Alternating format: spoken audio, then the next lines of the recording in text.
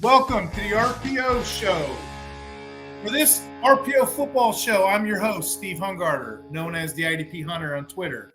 I'm a ranker. I'm the number 4 ranker for IDP, Fantasy Pros. I'm also, I write articles over Fantasy Six Pack as well as RPO Football.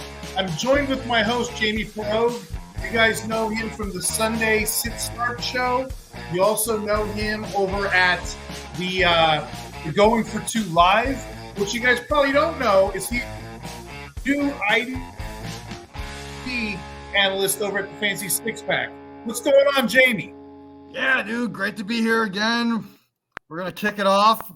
This is gonna be our. I'm excited, man. Yeah, we're gonna go 30 to whatever rankings we're going to. Yeah, we're going. We left off. We did 1 through 25 last week, and for the audience on Spotify that can't see the screen, I'm literally gonna pull up RPO's rankings. Jamie, you left a lot of good ones last week. You said don't leave your drafts without Xavier Wilson, right? No, Roman Wilson, bro. Javon Baker. No, you need. I said it wrong. Don't leave drafts without Roman Wilson. And that was a good tip. You got that's some in this tier that we don't want to leave drafts without either? Yeah, if you missed out on Roman Wilson, try to trade for him. But if you missed out on him, just target Jalen Wright. He's going to get you so many points. Just hopefully you got some in this tier that we don't want to leave drafts with either. I've drafted a few I got in mind. Gems. Yep. This episode is going to be a little more IDP centric. You'll see some names drop from 26 to 50, but we're going to call it. We're going to get started. If I can, I just want to talk about this promotion that RPO Network is doing right now. The RPO guys, they actually have their rookie rankings, their dynasty rankings. They're free right now. Just go over to rpofootball.com. Go over there. They're free. They're not behind a paywall this whole entire offseason. Not only that, you're going to get expert rankings. You got Leo, the number 1 IDP ranker 2 years in a row. You got myself, the number 4 IDP ranker. You got Mace, who was top 10. So where else, Jamie, are you going to get 3 top 10 IDP rankers giving you service? YouTube, Discord, Spotify, what have you. And it's free. Who else is going to give you this stuff free? I don't know. And it's not even like the IDP. Like, I'm looking at this as an offensive mind, and these rankings blow my mind because how are they giving these away for free? These make no sense to give away for free because I've been putting so much research and thought into my rankings, and they are almost exact. And they're charging people. You know what I mean? So, I'm not charging people, but I only do it for myself, honestly. But I look at other rankings that do charge people, and these blow them away. So go check out RPO for real.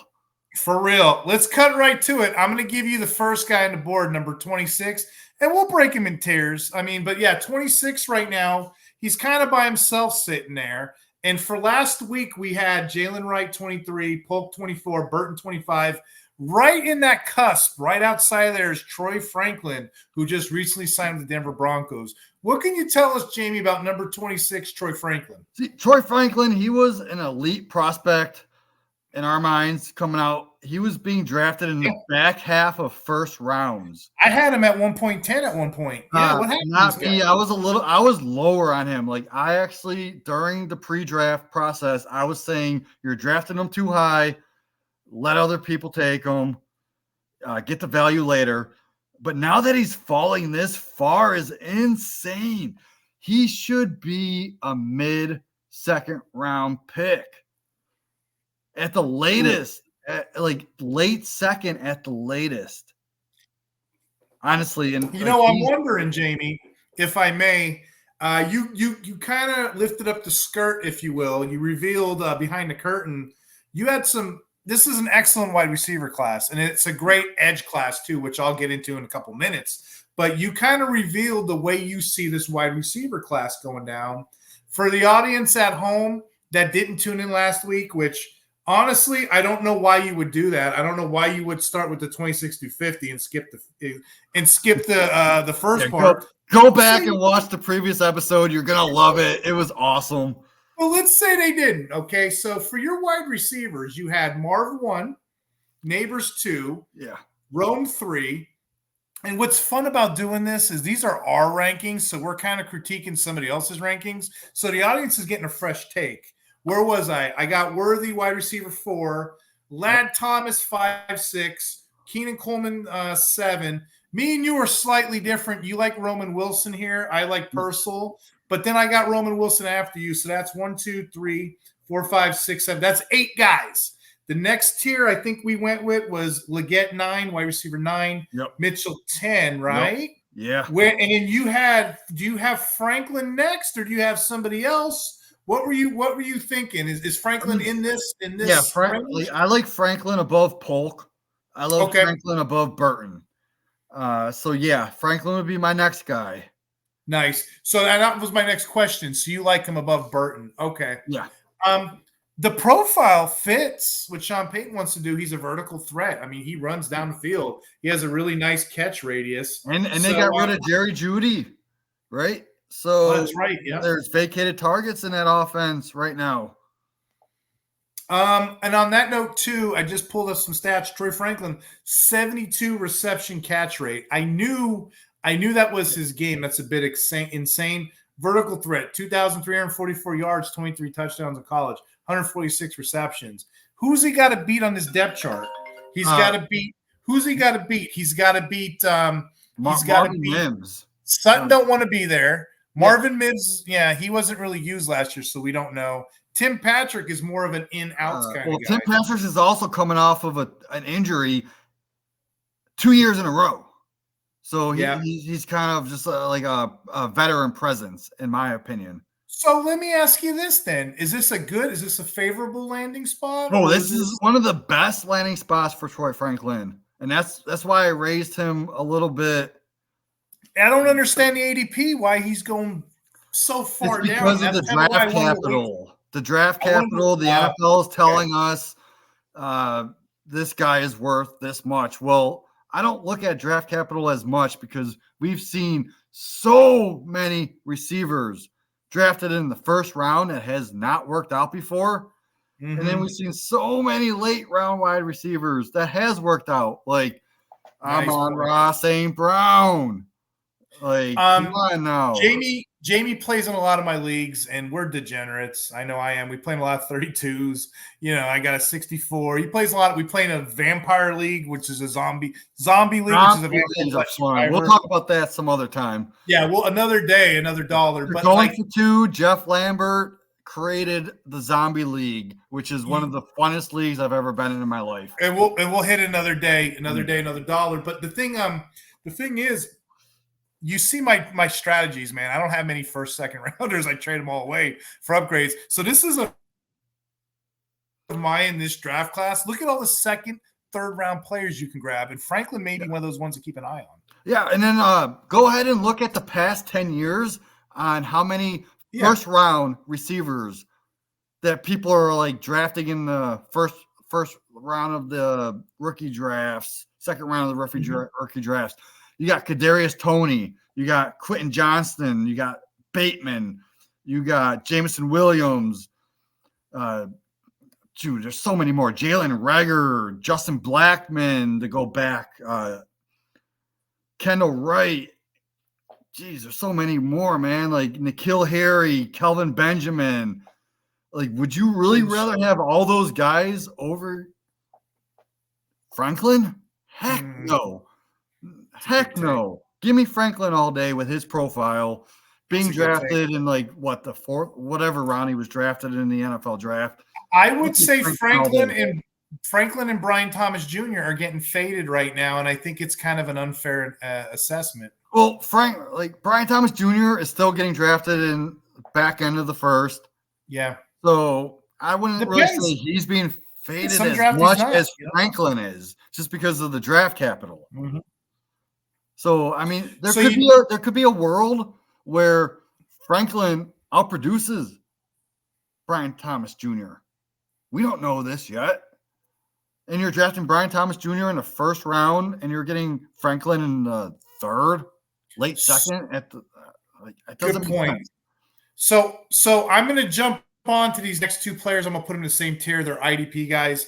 They got number 27, Latu, which sounds like a Starbucks drink, right? I love that. Number 28, Jared Verse. Verse. Let's call it Verse. Oh, it's Verse. Anyway, the previous episode, they had Dallas Turner. So for the audience at home or the audience in Spotify, I can't see the screen, they have it Dallas Turner, Latu, Verse. Now, what's beautiful about America and this great fine country we live in, we could all agree to disagree.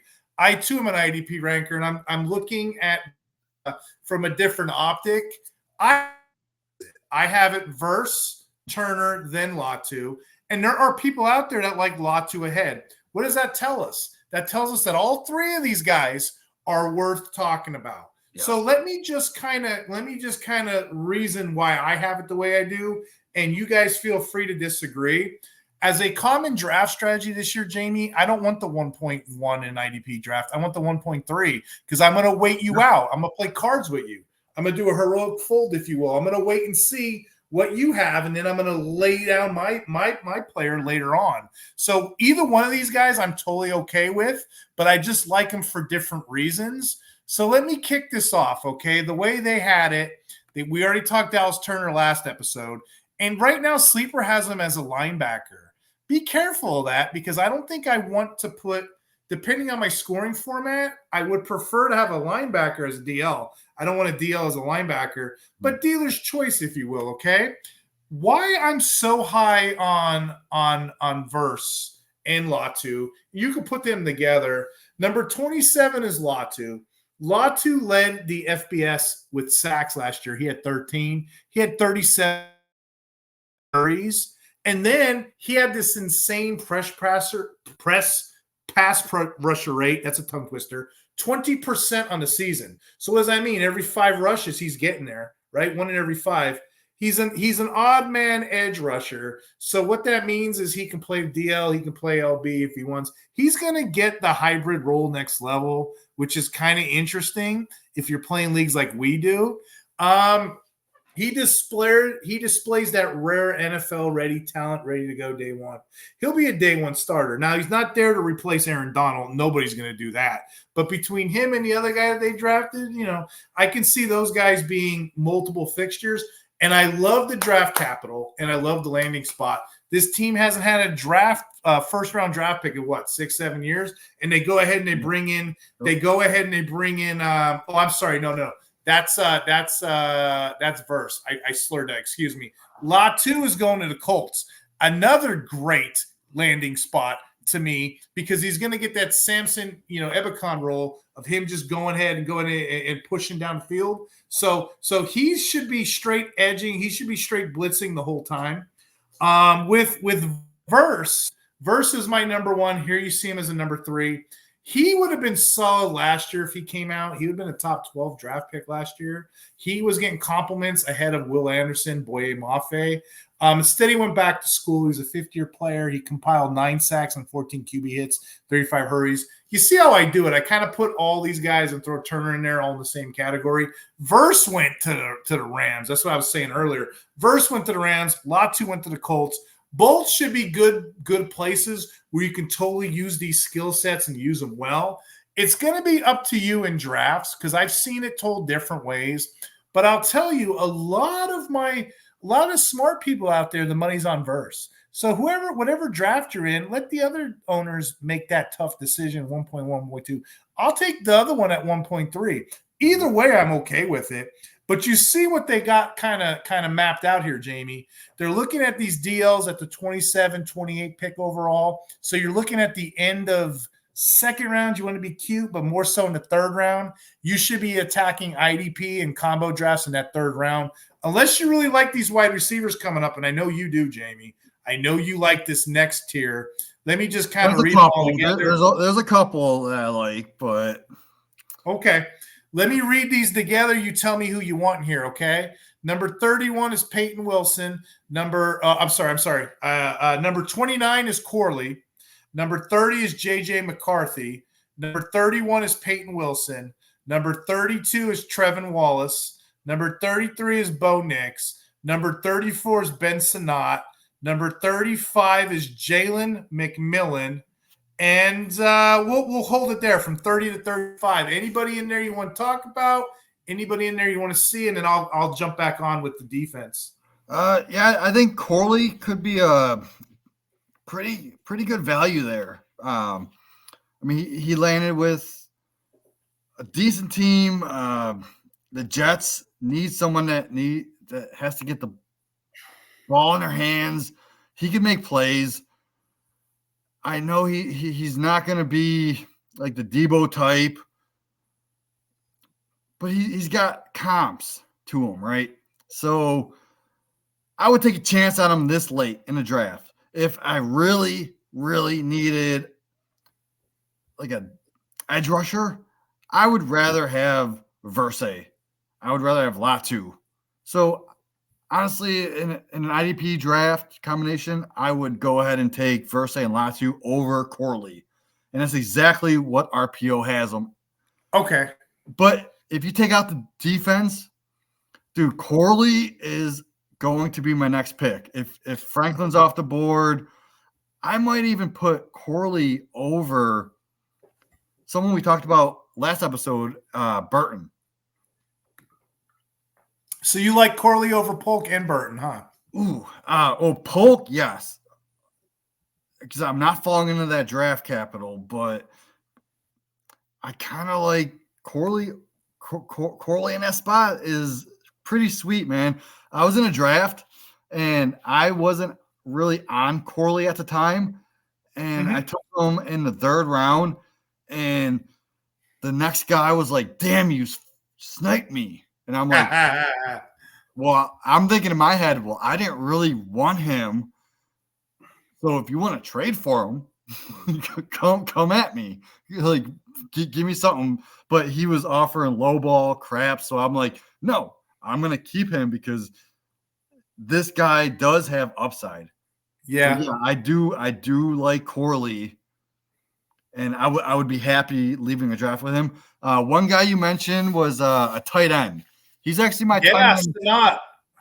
Yeah, he's actually my tight end 2 of the class, right? That's sweet. Yeah, because everybody else has that backwards, right? But Sinott is tight end 2 right now, right? Yeah, I got some notes on him because I did a whole tight end episode with the Full Press Coverage podcast with my boy Kyle Senra. We broke down every single tight end in this class, and Sinott was my number 2 tight end in this class. Dude, 6'4", 250, right? So they call me Mr. Athletic Profile on Twitter. That's my name, Mr. Athletic Profile. Do they call you or you call yourself? Because I've seen people call me that, so that's why I changed. No, people.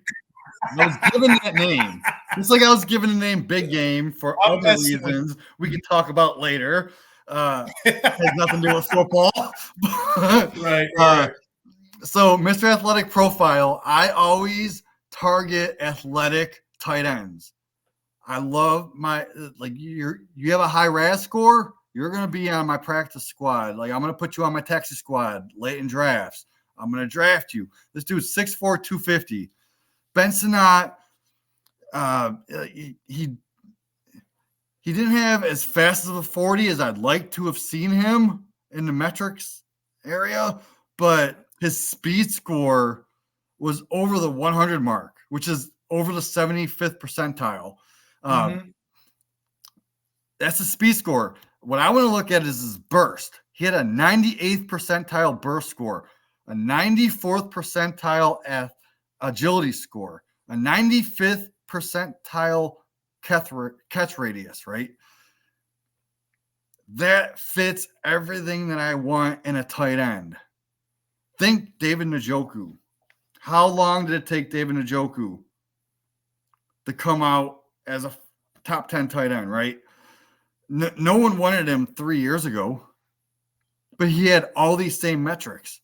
So I'm taking Ben Sinott. I'm going to put him on my taxi squad, but he's also in a great situation. He landed in Washington, and they really don't have a tight end. What they got? Zach Ertz? Yeah. How old is that guy? Like, how washed up is that guy? Who else do they have? They just got a brand new quarterback. What do brand new quarterbacks like to do? They like to rely on tight ends. Tight end, yeah. Right? Why won't he rely on Ben Sinott? Like, this dude broke out and Kansas State. At Kansas State, he held the record for receptions, he held a record for yards, and he held a record for tight ends or touchdowns for tight ends. In high school, the dude played wide receiver, he played tight end, and he played defensive end. That just shows how versatile this guy is. So talk about being athletic. He's playing defense. He's playing offense. He's playing wide receiver. He's playing tight end. He also played baseball. He played track. He played tennis. He played golf. He played hockey. Yep. Smart guy. Athletic guy. He's got the strength. He's got the power. He's got the agility. He can attack short. He can attack in the immediate. He can attack deep. I think people are going to be pleasantly surprised with him. He's got such great hands. He's got that yak run after the catch. Get the ball in his hands. He ain't just going to fall down. Dude's going to run for like 4, 5, 6, 7, 8 yards after he catches the ball. He's got that dog factor. Like, he fights. He fights for those extra yards, and that's what I want to see. I want to see a tight end that catches those balls and just shows that he can just get those yards. So one catch for 10 yards plus that extra 8 yards, that's almost, 3 points right there. Easy. Fantasy football for one catch. So for the audience just tuning in, if you're turning in halfway through, we're going over the RPO rankings. They're running a promotion now that all their rookie rankings are free. So I don't know why we're not over here. And we're kind of in the 30 to the 35 range, which was JJ McCarthy. 31 was Peyton Wilson. 32 was Trevin Wallace. 33 was Bo Nix. 34 was Ben Sinott. 35 was Jalen McMillan. And I'll hit these defensive players in a moment. Jalen McMillan's kind of interesting because those Tampa Bay wide receivers are a bit older, the Mike Evans, the whatever. So he may be a stash, but I'm not looking anytime early to get him. Any thoughts on Bo Nix? I agree he's, after all the elite QBs are gone, but any thoughts on McMillan and Nix before I hit these linebackers up? I don't want Bo Nix in any of my single quarterback leagues. If you're in a super flex, that's where he's valuable. I was in a league where I was at the 201, right? Yep. I needed a tight end. I also had 3 picks in the first round, and I had the best draft ever. But I also needed a quarterback, so I took Bo Nix at the 201. I've seen him fall to the 205. I also needed a quarterback in that league, so I traded for that 205. I gave up, I want to say my 312 and Christian Watson for the 205 to pick Bo Nix in a super flex league. But in a single quarterback league, I don't want him. I want nothing to do with him. He's kind of worthless. I'd rather go get Baker Mayfield. I'd rather go get Bryce Young. Like that. And on that note, in this last tier, I just want to cover these linebackers. I like the way they have them ranked, and we don't put Dallas Turner at linebacker. We treat him as a DL. So they have the top 5 linebackers over here at RPO. They have it as Cooper, Junior Colson, rightfully so. Wilson, Trevin Wallace in here. Peyton Wilson was my number 1 before the draft. I'm not as thrilled with his landing spot with the Steelers as most people are. I'm looking at it objectively.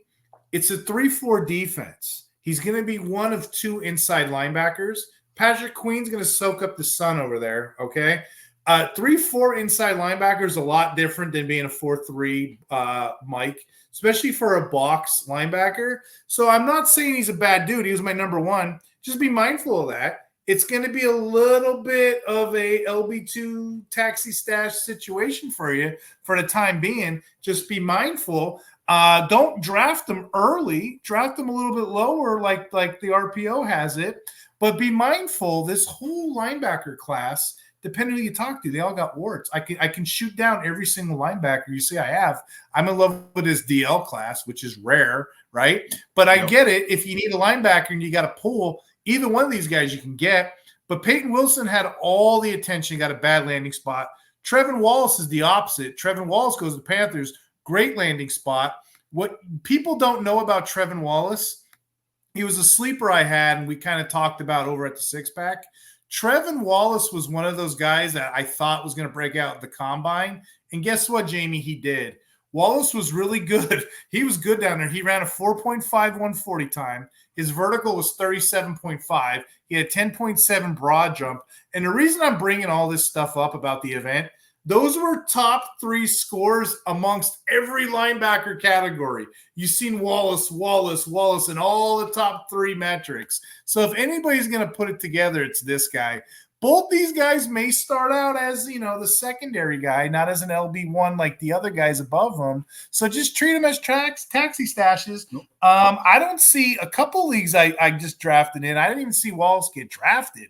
So I'm like, that's a mistake. Let me scoop them up. But I see both of them as stashes for the time being. I think the excitement was the names that you said in this tier, the Sinotts, the wide receivers, if you will. So in super flex league, I would say in a super flex league, I haven't seen Sinott fall past the second round. He goes late second. I've been taking him late second. Yeah. I mean, even in tight end premiums, like people aren't looking at the tight end premium like they should. I can see you doing a whole episode on Sinott. I can see you falling in love with him. And I'm not going to let you do it. We're going to go 36 to 40, okay? 36, Javon Baker. 37, Michael Penix Jr. 38, Bucky Irving. 39, Luke McCaffrey. 40, Will Shipley, And and then coming estimate. So that's your next. All right, let's go one more. Ray Davis. What? Oh, Ray Davis too. Yeah, Ray Davis. Yeah, Ray Davis is the next one at 42 for the RPO. So I love that pick, dude. 40. Dude, Ray Davis is going undrafted. Sick. In 12-team, 4-round super flex leagues. Go grab Ray Davis on your waiver wire. That's insane. Yeah, I don't get it either, man. There should be 48 people off the board, and Ray Davis is not one of them. You need to go put 40% of your fab and get Ray Davis. Yeah, Ray Davis is going to be a sneaky one. You get the end of drafts. I don't get it. Maybe because people like James Cook. I don't know, but they've been screaming for a running back there. They're hungry. I love how they have Audric Estime. RPO has Audric Estime so low. It's because there's a guy named Blake Watson that is also on Denver, and they picked him up off unrestricted free agency, right? And they paid him the most money out of all the unrestricted free agents. So why would they go and pick him up and pay him all this money when they already have Audric Estime? It's because they didn't think Watson was gonna be there. So there's gonna be a battle, and I believe Blake Watson is going to be a better running back than Audric Estime. So go ahead and skip Estime in your drafts and go pick up Blake Watson off waivers for free. Good deal. So I was going to ask you, you got Dave to me. I do. You got Ray Davis ahead of Audric Estime? Yeah, of course, 100%. And then I think that is true, and I think I might have him ahead of Shipley too. And also like Luke McCaffrey. What about Ray Davis over Shipley? What do you think? Wait, over Shipley? Like I'm skipping But you Shipley, have Ray Davis ahead of just because they drafted Shipley in Philadelphia. Yeah, they paid a bunch of money to Barkley, right? But they also have another running back, Gainwell. Gainwell's like pretty close to Shipley. Like, yeah, I was drafting Gainwell in the 3rd round in his rookie year. Shipley, it gives me those same feels. So like, Shipley was a former 5-star recruit coming out of high school to college. Yeah. I mean, he can do the same role. I don't see why not. Same role. So like, what's gonna happen? Like, I'm just gonna miss out on it. I'll wait and see what happens between Shipley and Gainwell with that number 2 spot. And I was gonna ask you though, Ray Davis. Though do you have him ahead of Shipley? Oh yeah. What about Bucky Irving? Yes. Okay. I know some people that love Bucky Irving, right? I wasn't a big Bucky Irving fan. He came out in the combine. He kind of failed the combine. Mm-hmm. But he's in a role that he goes to Tampa Bay, right? And what's he good at? He's good at pass catching, right? But they also have a top 12 running back that's also good at pass catching. Right. So why that pick made no sense. What are they going to do? Replace? I honestly don't understand that pick. So I'm just skipping over Bucky Irving. I'm good missing out on him. I'm not paying any capital for him. I'm trying to avoid these running backs, to be honest, because I know they got warts. But like, if one falls to me, like, that mid-tier, 2nd, early 3rd, I'll pick. I'm like you. I can get Ray Davis. I can get him off waivers or maybe a late round pick. I'm going to do that. You know what? There's a name we haven't talked about yet, and I'm kind of excited to hear you talk about him. Number 36 in this tier, Javon. We're not leaving drafts without Javon Baker, are we not, my friend? Oh man, I will not leave a draft without Javon Baker. Right. I will trade. I will do anything to get this guy. I've been sneaking up 4.1. There's a sleeper right there. I actually got Baker ahead of a couple guys on here, but I'll let you tell it, man, because like I said, this is a good scoop by Jamie Perog over here going for 2.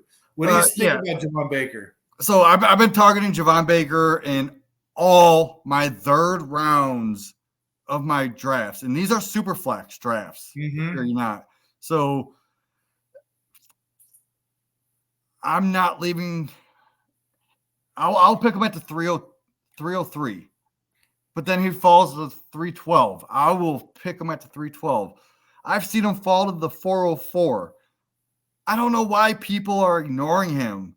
What's funny is the landing spot is sweet. It's New England, right? I think the landing spot is what kind of. But it's a new regime, though. It's a new quarterback, new regime, new way of thinking. And we don't like Polk, but we like Baker. So go exactly. Figure. So I like Baker over Polk. So here's my thinking. Like, I believe Baker is one of the most underrated rookie wide receivers in this class. Like, despite being the 2nd wide receiver drafted by the Patriots this year, I think he'll emerge as their true number 1 alpha receiver for the future. He's 6'1". He's 208 pounds. He has the size. He has a speed to succeed on the outside in the NFL. And he's got that downfield playmaking ability to like mismatch and catch that ball downfield like Baker. No, I think you're right. He's such a great. He has a great chance to be fantasy relevant, and you're getting him in the 3rd round of your drafts. Who does this remind you of that was drafted later and had that mentality of I'm the number 1 in this class? Say it again. Who does this remind you of that has this mentality of I'm the number 1 in this class? Why am I being drafted as like the 10th overall receiver, but I'm the best? Well, like Randy Moss type player? Is that what you're thinking? I'm thinking Amon-Ra St. Brown. Oh, yeah. He had that freaking notebook. He had that notebook saying, why was this guy drafted over me? Why was this guy drafted over me? Why was this guy drafted over me? But St. Brown was pegged for speed. This guy here has that same attitude you do. And PFF, I had to look it up while you were talking. They got him as a 98.3 deep receiving grade. Drake May's going to need that. He's going to be a great outside receiver. 38.2 yards per catch. I mean, on each shot. Yeah, great outside receiver. He's connected with the 3rd overall pick in this draft for the next 4 years. Drake May. And then here's another stat for you, Jamie. Well, 2 for if you're interested. So deep throws is his game. He's caught 35.2% overall deep throw targets. He's going to be a great outside receiver. And if I may, 77% of his targets last season, 55 out of 71, have been over 10 yards or beyond the line of scrimmage. So that's what he's going to do. He's going to get it downfield. Polk, if he struggles, which that's his MO, and if we're right about this, Baker's going to be the wide receiver. You heard it here first, audience. Don't leave a draft without this guy, and he's cheap. He's cheap. Javon Baker is going to be the alpha receiver in the Patriots offense over Polk. No matter the draft capital. I have him super early. Well, let me ask you this. Do you have Baker? Well, you have him ahead of Polk. Do you have him ahead of Mitchell? Well, no. I'm not going that far. How about McMillan? Yeah, I would take Baker over McMillan. I think Franklin? I've done it. No, I would go Franklin just because of the profile. Des Walker? Yes, I would take Baker over. Yep. See, I think people are sleeping out there a little bit on Baker. How about Burton? You got Burton over Baker? No, shoot. See, that's tough because ranking-wise, you kind of have to put Burton above Baker, but in my mind, I want Baker above Burton. I'm with you. I've done a draft, and I've actually taken Baker over Burton, so I have receipts to pull. Corley is the cutoff. Like, I don't know what to do with that. Like, if Corley and Baker were on the clock, geez, I would almost have to go Corley. I would almost have to go Corley just because I believe he's going to have more value. I believe Baker is more of an alpha. Yeah. He's going to get more production long term. Do you see Corley emerging as like the wide receiver 2 down there? No. He'll be like a flex slot guy that's going to get you points here and there. So that's kind of why I want Baker over Corley. Moving on to this next tier here, I'm going to talk them together. 43, 44, 45. 43 is Chop Robinson. 44, Byron Murphy. 45, Cedrick Gray. We're going down this quality edge class. We talked about top 3. Chop Robinson's kind of like your next tier, your next man up 4. A lot of people like him. A lot of people like the landing spot. He went to the Dolphins because, Bradley Chubb got hurt. Jalen Phillips got hurt, okay? You have Chop coming in. Chop didn't do a lot statistically in college. That's why he gets bagged a lot. But I'll tell you what he did do, guys. He blew up the combine. He was Mr. Everything down there. He's a statistical guy. So, I can justify this spot where they have him at 43 simply because all the other edges went. I can justify him being my DE4 because he is for me too. The thing with him is he's going to have an early opportunity to make money as a starter. He's going to get a chance on the field. And that combine was really telling about what kind of impressive stuff he can do. He ran a 4.48 combine, the 40-yard dash. He had a 10.8 broad jump, 34.5 vertical. What does all that tell you? For a 255-pound player, tells you he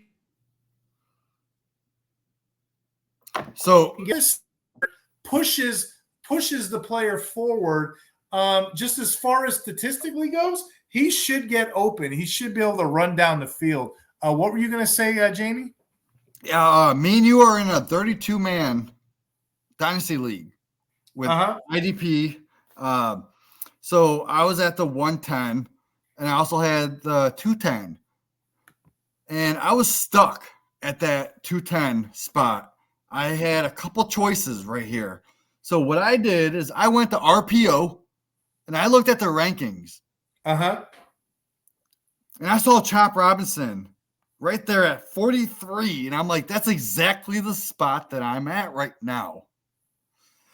Then I went to your article over at Fantasy Six Pack and read your whole breakdowns on every single defensive lineman. Nice. And I saw that you had Chop Robinson over the other Robinson. That's like 10 spots lower. Yeah. 15 spots lower. I don't even know. We'll get to that in a minute. But Uh-huh. like, this is an easy pick for me. I'm definitely taking Chop Robinson at this pick. So I got Chop Robinson at the 210 in a 32-man IDP Dynasty League. So to be honest, I kind of struggled with it for a time being. I really did because I'm not necessarily like the biggest fan of him, but at the same time, he is the DE4. He's earned the right. He has this whatever. It's all about these landing spots, and my golly, he got one. There's going to be no one else there to take, at least early on. So that's my guy. Byron Murphy is going to play DT. He's everyone's consensus DT1 right now. I used to like Newton, but Newton got hurt. Byron Murphy went down to the combine, helped himself out a lot. Byron Murphy's another excellent player here at 6'1", 308. He gets a lot of leverage. He wins matchups that way. There was nobody else at his position that had more pass rush pressures. He produced 40 last year in college. For an interior lineman, that's coveted next level. Where did he go? Where did Byron Murphy go? He went to the best landing spot possible. What'd you say? And also, where did he go in our 32-man league? One spot ahead of me. So I was actually going to take Byron Murphy. I was going to take Byron Murphy, and he went one spot ahead of me. So that's why I was debating between both Robinsons, and I went for leagues that require DT. I mean, you can just put a guy like that in, snap him on for the next 5-6 years, and you're set. You can go ahead and everybody else. So I can justify that as a good pick there, Byron Murphy. And then the last one in this tier for me, 45, we got Cedrick Gray. Cedrick Gray is my LB5. He's most people's LB5s. Yeah. He goes off the board when all the other guys go, but he's really has good appeal, especially if you're like me. I'm punting linebackers this draft. Not everybody's doing that. But I am. I'll let all the other linebackers go. I'll scoop up all the DLs like I've been saying, and I'll pick up a Gray. Why? Well, I don't know. This is the perfect spot for Cedric Gray. Anyone last year. The Titans had 30 different defensive players rotating in. They need bodies. Who does he have to beat out? Murray? Murray has been hem-haw his whole career. Gray's in a great landing spot. On top of that, the player profile is great. He had two seasons combined for 2,000 tackles. 200 tackles, excuse me. 200 is different than 2,000. But you know what I mean? Like this guy here, Gray can really produce. He doesn't get the love that the top guys get. Like, the Edge Cooper and Wilson. He didn't have the great combine that Wallace got. But what he is he's a tackling machine. He had 121 and 8 snaps last year. And then he had 80 solos, 80 solo tackles that get you on the field. And very underlooked, 8.5 sacks. He's one of the best tacklers in the draft class that people don't talk about. I think he gets bagged because I think he ran like a 4.7 or something like that. But Gray's my guy. Gray's my sneaky guy that I'll take later on when everybody else is trying to figure out who's the top player, Wilson or Cooper, whatever. I'll wait. Somebody's going to reach on Wallace. I'll take a Gray a little bit later on. This is an excellent spot with Gray, going as your for IDP reasons, though, you also have to look at roster construction. Do you need a linebacker? So in my draft, Cedrick Gray was available when I took Chop Robinson. Now, if I needed a linebacker and didn't need a DL, I probably would have went Cedrick Gray.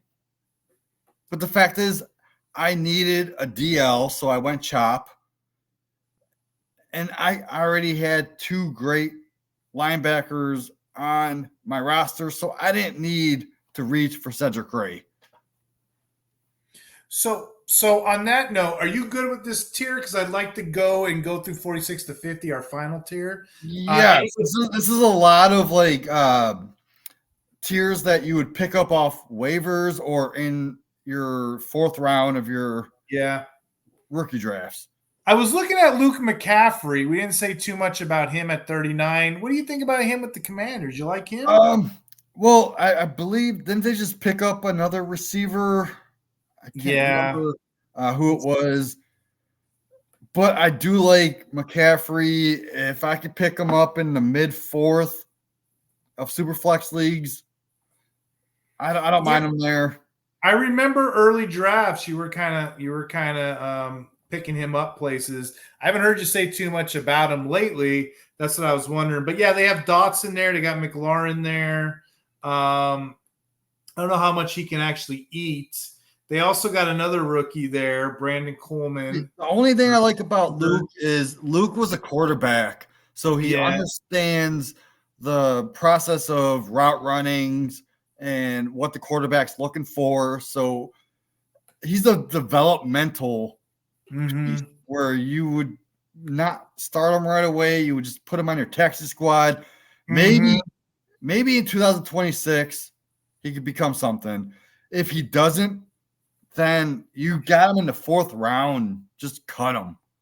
Let's go on this next tier because I'm kind of interested. Some of these players we've been looking at, some of these players, like I know CK over at the CK at the Fantasy Six Pack, he loves this next guy, this Tyrone Tracy Jr. at 46. I like Tyrone Tracy as more of a special teams guy. I don't think he's going to come in right away. He's not going to produce. So we've all seen the Giants carousel of running backs. Let's just stop taking late round stabs at these guys. Wait till they actually get a good person. So like today I did you're saying well, today I did a best ball draft with the FF Face Off. I got him in the 10th or not. I got Singletary in the 10th round. That's their RB1 in the 10th round of a draft. Come on now. Like, there's no one behind him that's going to take carries away. Tracy's more of a special teams guy. Maybe for the future, someone you could throw on your taxi squad for a year, see what happens, but it's most likely someone you're going to cut later on.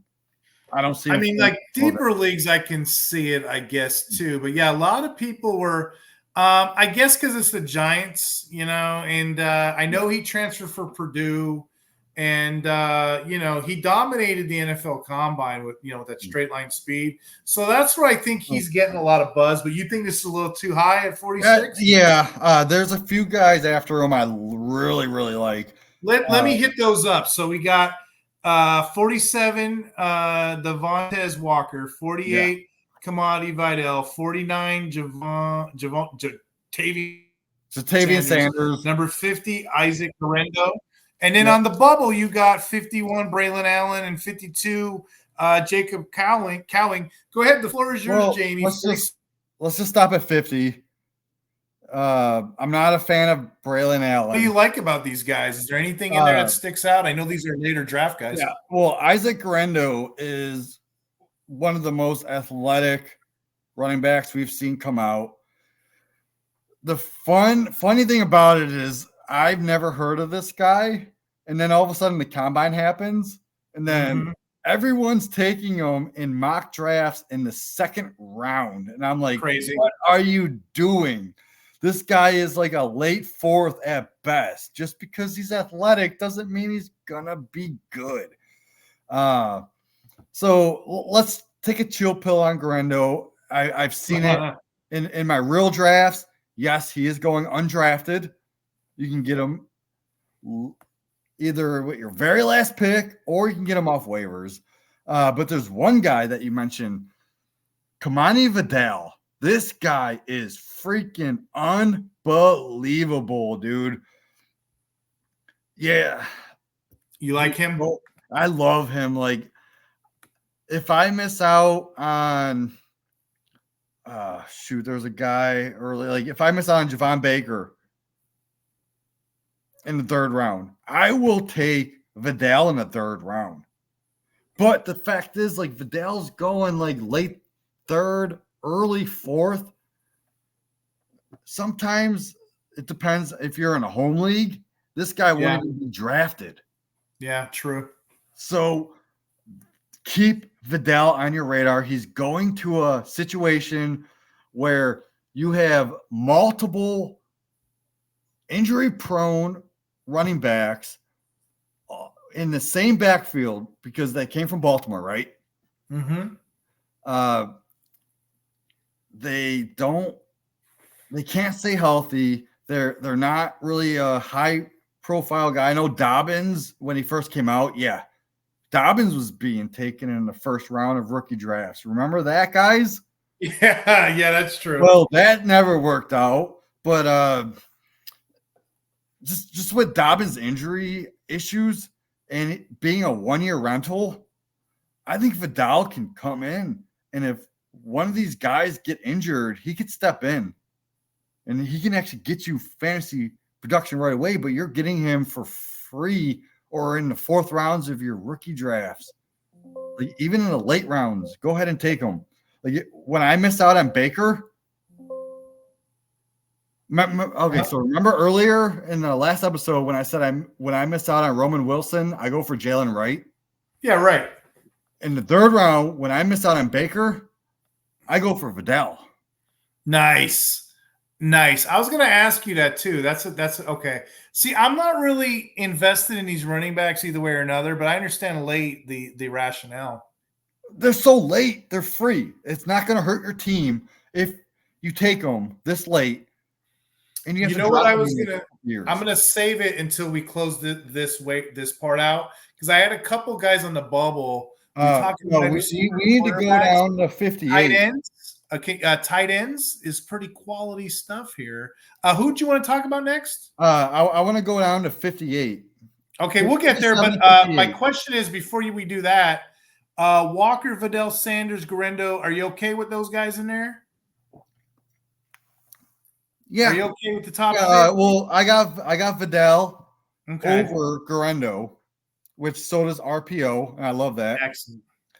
Sanders, he didn't run or do much at the combine, so I don't know much about his RAS. Yeah. So that's why I pushed him down. And I see Sanders going like late second, sometimes before Sinott. Those top 50, 52 we just kind of discussed, those are most drafts. Those are your 4-round, maybe waiver. Outside the top 50, is there one or two names in there that you're excited about that you would want to get off waivers? Who you got in there? There's a guy that if he falls to the fourth round, I will trade whatever I can to get him.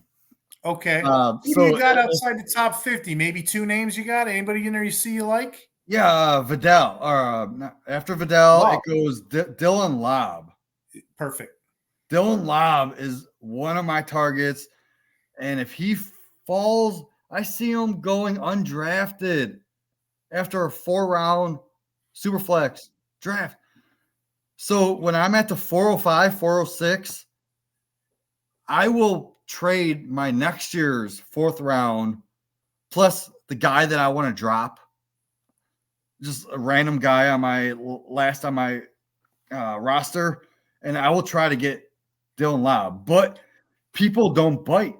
But they don't take Laube. They're overlooking him. Dylan Laube led the nation in all-purpose yards. I've drafted Dylan Laube in multiple drafts so far this year. I would say at least 80% of my draft.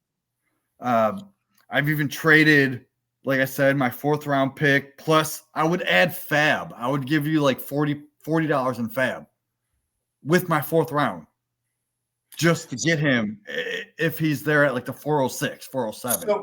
So I have two in here, and I'll kick it back to you for your final one in a minute. I'll read these two together. This is a quality tight end draft too. I mean, they're not elite like the wide receivers, but there's two guys outside the top 50 you can score. Cade Stover went to Texans. 100%. He's a converted DLLB. A lot of people don't know that, right? Nope. He's only 24. He had stat line in college, 77, 982 yards, 10 touchdowns. Who's he got in front of him? He's got Schultz, who's, he's kind of a journeyman. Yeah. Right? So we got – go ahead. This is an Ohio State guy. Yep. OHIO. Kate Stover played 5 years at Ohio State.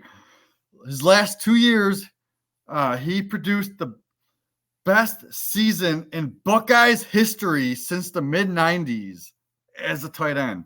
As a freshman, he played on defense before moving to tight end in 2020, right?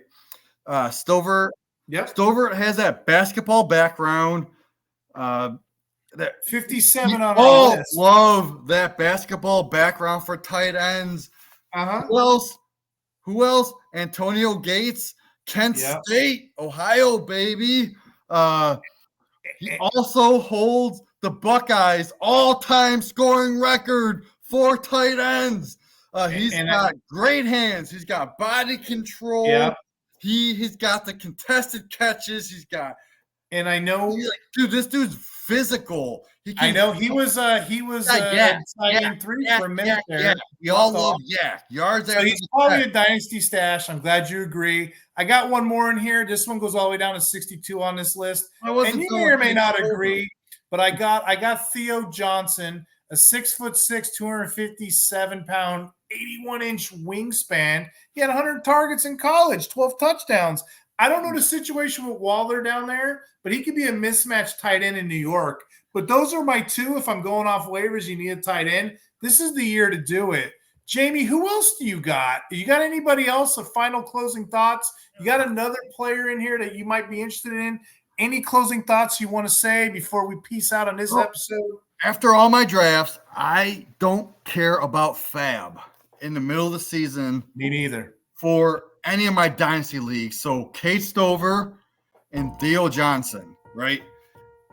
Theo Johnson, the best Canadian tight end of all time. Go grab him for free. We're in agreement on that. I wasn't sure if we were. We never talked. He's got a massive frame. Sell that fob. You heard it, everybody, sports fans. The beautiful thing about fob, you can buy it back later on. You get them for free, man. We're going to head out. It was a pleasure doing this RPO podcast with you, Jamie.